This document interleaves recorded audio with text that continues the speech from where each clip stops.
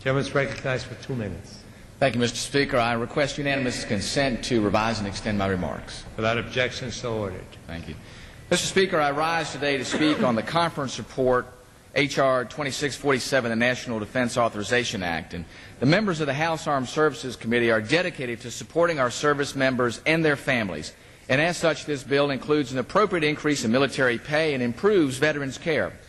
I'm pleased to see that the bill makes progress towards strengthening our naval presence on the high seas, and we must continue to develop the industrial base and promote shipbuilding to establish a floor, not a ceiling, of 313 ships in our Navy. I do, though, remain troubled by the absence of a 30-year shipbuilding plan and a 30-year military aviation plan. Without these, critical perspective is lost. The bill provides a temporary waiver for the number of carriers to dip below 11, but my reservations remain. Maintaining 11 aircraft carriers is essential to maintaining our long-term naval superiority. The strategic risk we accept in this defense authorization bill is also of particular importance. As we consider strategic threats urgently facing our country today, it is troubling that the bill reduces missile defense funding by $1.2 billion. This bill also includes $46 million for channel dredging at Naval Station Mayport, Florida. It is fiscally irresponsible to spend money on dredging and preparing to home port a nuclear aircraft carrier prior to the conclusion of the Quadrennial Defense Review.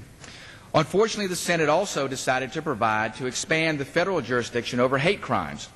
Proponents of this provision are using this national security bill to get the legislation to the President's desk through the back door, a tactic we have seen repeated in the last 9 months.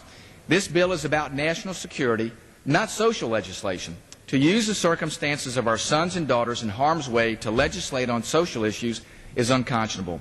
We should not use a bill in support of our service members to promote social legislation. I urge my colleagues to continue in the future to work towards a better alternative.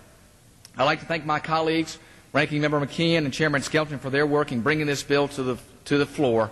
But we can do better, and we must. Thank you, Mr. Speaker, and I yield back the balance of my time. Time has expired.